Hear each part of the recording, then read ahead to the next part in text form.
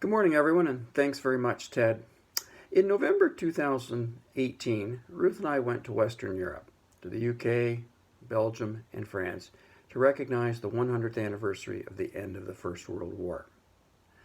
When we came back, one of our reflections was that the theme seemed to be very much one of remember them, as compared to lest we forget. And we thought that was just a more positive way to recognize Remembrance Day. Shared that thought with Ted, and he's invited me this morning to just share some of the ways in which people in Western Europe celebrate Remembrance Day and pay homage to those who have fallen.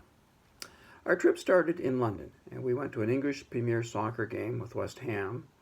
And before the game, there was a short service, and you can see the picture with the big poppy in the middle of the field. So before the soccer game, there was a celebration.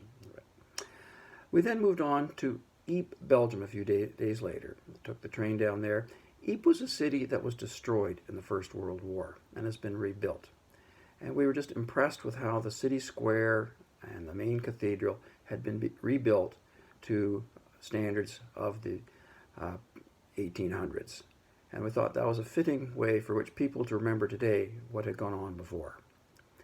But one of the more permanent and stirring moments was the Menin Gate. The Menin Gate was built in the 1920s to commemorate over 54,000 Commonwealth soldiers whose bodies were not recovered in the many battles around Ypres. The gate was opened in 1927. The citizens of the city wanted to express their gratitude to the fallen and organized a last post service so that each night at 8 o'clock there is a service where last post is played. And this service has been conducted every night since July of 1928, with the exception of the occupation period in the Second World War, when the service was moved to the UK. Now, at the Menin Gate, there are many bands and choirs that come and play. And when we were there was an Australian band and choir who had traveled thousands of miles to come and present their music. And we were privileged to be there and chat with some of the folks thereafter. A couple of days later, we went to Vimy Ridge. Vimy Ridge is perhaps the most beautiful and impressive monument in all of Western Europe. And I think Canada can be very, very proud of this moving memorial. But sometimes when you see something as such a remarkable feat of construction, you can easily forget the fact that there's a lot of personal stories here for those who fell in this area. And at Vimy, the names of over 11,000 Canadians are recognized. But before we left on our trip, I was talking with Harley Ransom, and he pointed out to me that Jean's uncle, Mr. H.K. Wells, fell at Vimy.